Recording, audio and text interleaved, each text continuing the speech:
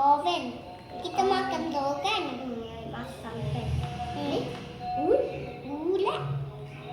Yang kita adik kena gigit tu kan? Ular. Yang orang bomba tangkap ular kat rumah atuk sebelah. Kat situ. Kan? Ubat. Ubat kita punya masam-masam tu ada makan. Ada lah api lagi. Apple. Ni. Mam. Mak. Mak. Mak. Mak Umi. T. Tapi lain. Tak. Ni. Ular. Ular kita tangkap tu kan? Sama je. Kat situ. Ular sawu.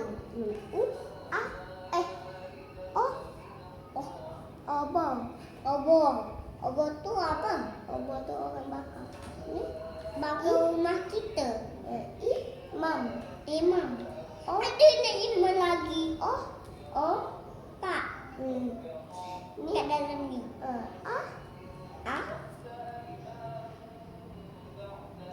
Awan. Kalau ni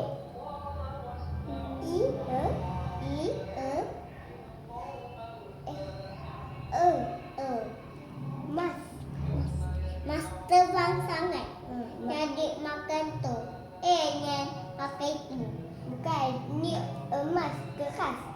Tak boleh pakai. Dia kena, kalau orang jahat kan suka emas.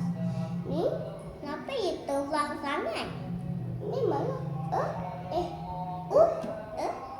Ubat. Kalau ekor.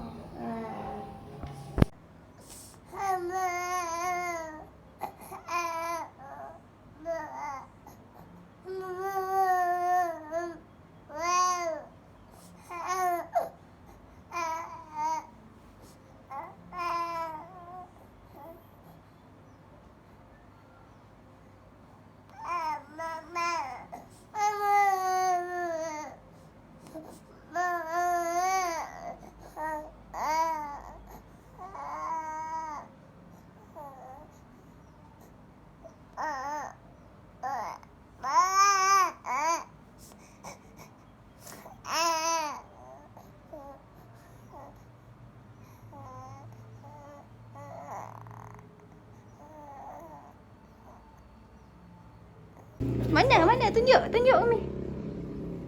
Tunjuk Umi. Atas. Huyo, apa adik dapat tu? Nah, tak dekat.